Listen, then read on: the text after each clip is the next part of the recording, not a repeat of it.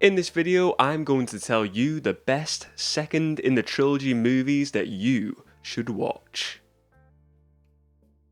Hey, it's me AP, welcome back to another video. So, best second in the trilogy movies that you should watch.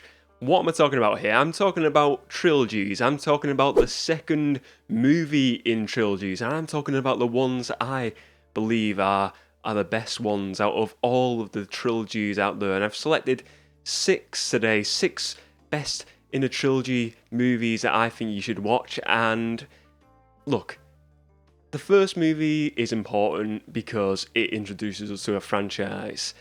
The final movie is the one that finishes the franchise, the trilogy. But the second one is really probably the most significant because it's the one that holds it all together. It is the middle of the story, the meat of the story, your vegetarian meat if you're vegetarian. But it is the whole purpose. It's for me a very vital part of a trilogy. The second movie, it is what cuts the best trilogies apart from the ones that are not the best, really. So, as I said, in this video, I'm going to give you a few of my favourite best second movies in trilogies, and I hope you enjoy them. So the first movie I want to talk about today is The Dark Knight. And first of all, I really enjoyed this trilogy of movies, the Dark Knight trilogy. But I do think the Dark Knight is the best of the bunch. I really do think this is the best out of the 3 movies. It's so significant because it features the Joker. It features this new incarnation of the Joker, Heath Ledger's Joker. And it was the first time since we've seen Jack Nicholson's Joker back in the 80s. We hadn't seen a Joker since then, and we got to see this new version of the Joker with Heath Ledger taking on that role. And then we all know the story around it. Heath Ledger sadly passes away just before the release of this movie, and then it is released, but people loved his performance as Joker. I loved the performance. I just really enjoyed this movie because it really feels like it recreates the genre of superhero movies. It gives us a far grittier type of superhero movie. And sure, Batman Begins definitely had that, the first one in this trilogy, but I feel like this really adds on a different layer to it. And his Joker, his villain in this movie, as the villain, as the Joker, Heath Ledger, he puts on a great performance. And it feels like he does somewhat overshadow the main character, the Dark Knight Batman, in this movie, but I think it just highlights that you don't need to have the hero as the main person within a movie sometimes. The Joker proved this within this movie, that villains can take center stage and you can have this villainous character who can entertain and really make a story fascinating, and he did that, and it made Batman somewhat second best in this movie, but it made it a great Batman movie. And I'm sure a lot of people would name The Dark Knight as one of the best Batman movies out there. For me, personally, I think it is the best Batman movie that has ever been produced.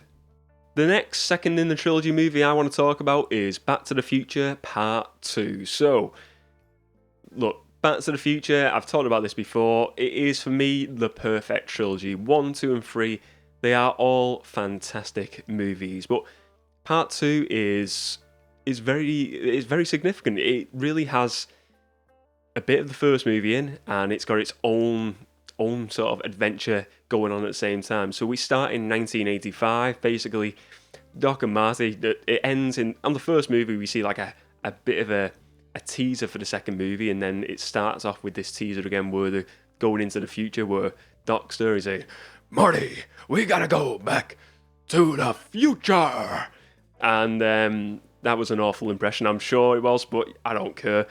But they go into the future, they go into 2015, and we are now getting further and further away from 2015. We're in 2021 at this moment in time as a film in this video, and it goes to the future. Basically, it all revolves around this sort of betting book, the almanac, that shows all different sports history results, and Marty grabs it, and the story revolves around old Biff going back then to 1955 with this. So 2015 Biff goes back to 1955, gives it to younger Biff, and then we see Doc and Marty then going back to 1955 then There's a whole other plot about Marty's son as well, Marty McFly Jr. There's tons of hoverboards in it. It's just an awesome movie. First of all, the introduction of the hoverboard is amazing. But when we see this futuristic look at what people might have thought 2015 would have been, I mean, they got some stuff. Some of the stuff was somewhat correct, and we do see some things. It's like when you watch like the original Star Trek series, and stuff was influenced by what they were predicting in the shows, and you see this with Back to the Future. There's certain things we still not had hoverboards, and I'm still waiting for the hoverboards, but we have had like the shoes, the laces that like can lace up. They actually made that shoe, which is awesome. I don't have a pair. I imagine they're quite expensive, but look, there's still things that have been taken from this and have been made into real things. But getting back to the story, I think it's a really good story. The way it ties in the first movie as well. We sort of then go back to 1955 during the events of the first movie. And it's just all to do with destroying this almanac. It eventually gets destroyed, and then basically Doc then is in the DeLorean up in the sky. He's about to get Marty in the DeLorean as well. He gets shot by a lightning bolt, and the DeLorean and Doc vanish. And Marty is just stuck in 1955 on this like lonely road. And then Marty's like, "What's going on?" And then a few seconds later, this car arrives, and then this man comes out, and he's from the bank, and he has a letter from Doc, and it's from 70 years ago. So basically, Doc gets slung 70 years into the past, into Western times, and then that is the end of that movie. But there is something else. He goes then back to the end of the first movie again, where Marty is going back to the future to 1985. Marty from the first movie is gone. Doc is celebrating the street, and then Marty from Back to the Future Part 2 arrives to see Doc. This is a complicated movie to explain to people. And then he says, I'm back from the future. And then that's where it ends, and then we see the preview for Part 3. But yeah, I feel like this is such a significant movie though in the trilogy, because it involves both the first movie and the second movie. The way it has two sort of plots of two different movies intertwined together, I think it's amazing. And I think it is such a good film, and it is one of the best second in the trilogy movies that I can name. Next up, I want to talk about Lord of the Rings, The Two Towers. Look, this is, for me, one of the best battle movies of all time, and I enjoy the trilogy. I think The Two Towers is most certainly the best one because of the epic battle during this movie. It is fantastic. The battle scenes are great. I don't think any movie has ever topped The Two Towers for battle scenes, and this is, as I said, the first movie is The Fellowship of the Ring. I enjoyed The Fellowship of the Ring. I think it's a really good introduction to the story, to the world of Middle-earth, and the whole concept around the ring. But this is just a movie upon itself. It is really just an epic movie, and if you're into fantasy adventure, it's great. And look, if you've never seen this, check it out just for the battle alone, because the battle in The Two Towers is phenomenal. I think it's a great movie, a great second in the trilogy movie, Lord of the Rings, The Two Towers. The cast is great. We get to see Gandalf the White in this. We get to, feels like we explore more of the characters as well. We get to see, we see Rohan as well. Some excellent performances, some excellent storytelling. The music is great in it. I really enjoy this movie, and we get to also see a lot of Gollum in this movie, and Gollum is just a treat. Just the performance of Andy Serkis as Gollum is amazing. I think he is a great actor in all the roles I've seen him in since, but this made him Andy Serkis, and he made that role of Gollum his own. It's fantastic. Definitely check out The Two Towers as a second in the trilogy movie. The next film I want to talk about is Star Wars: The Empire Strikes Back, and I'm talking specifically here about the trilogy of A New Hope, The Empire Strikes Back, and Return of the Jedi. Them three as a trilogy, the original trilogy of Star Wars movies. And look, The Empire Strikes Back is a great movie. You know, we get to see in this movie some fantastic scenes. First of all, the opening scene on the planet Hoth is great. We get to see Yoda in this story. We get to see Luke training with Yoda, and then we get to see that magnificent, awesome reveal at the end that Darth Vader is Luke's father. Whoa, bombshell. That is an awesome. I imagine watching that in the cinema at the time must have been amazing to see. I still watch it when I watch it on DVD now. I'm still like, this is awesome. This is awesome. Amazing storytelling.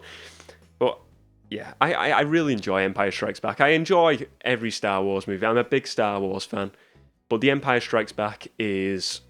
I always say A New Hope is probably my favourite out of the trilogy. But I do feel like Empire Strikes Back is definitely second for me. And I think it is important within this trilogy because it lays the foundations for what the third movie will be then. Because we get that reveal that Darth Vader is Luke's father, we get then the anticipation for the third movie. It builds a lot of anticipation. We see the training of Luke becoming a Jedi in this movie, and then it's like, what's going to come in the third movie?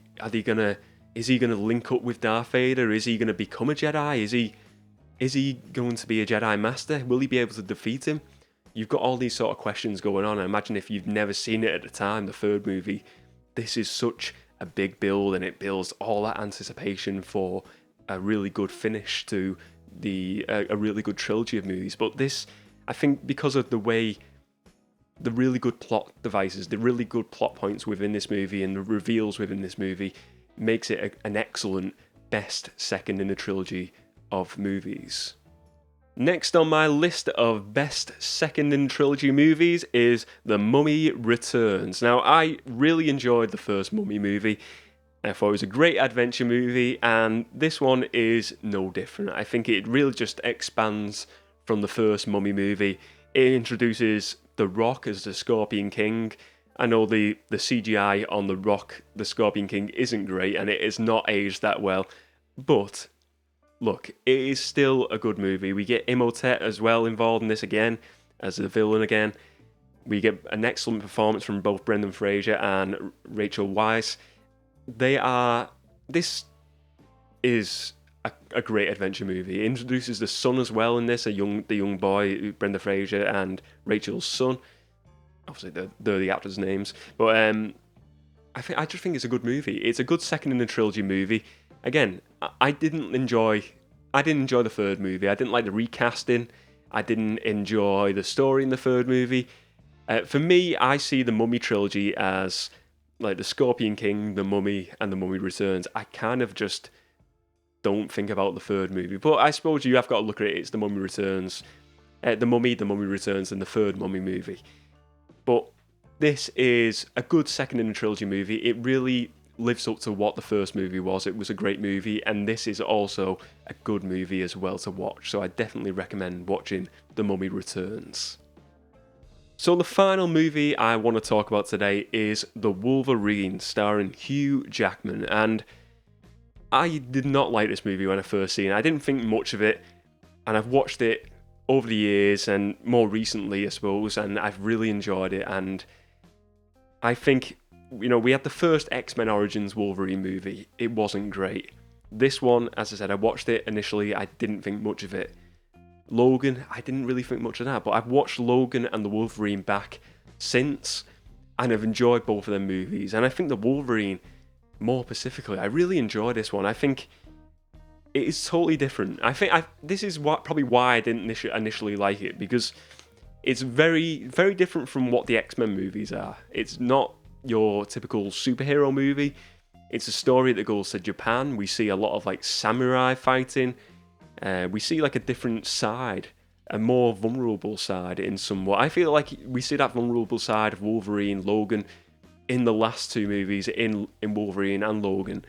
But I just think it's an excellent performance from Hugh Jackman. He really, I think over these past two movies of Logan and the Wolverine, he makes that role his own and really shows what he can do in that role as Wolverine. And I think it's an excellent movie. I think it is up there as one of the best second in the trilogy movies that have ever been made. And if you like superhero comic book movies, maybe it's not your typical one, but it is definitely one that you should most certainly watch if you haven't already. If you enjoyed this video today, please do give it a like and check out the rest of my movie related videos as well. And let me know, what are your best second in the trilogy movies, and what did you think of my choices today? Thank you very much for watching, and I'll see you next time.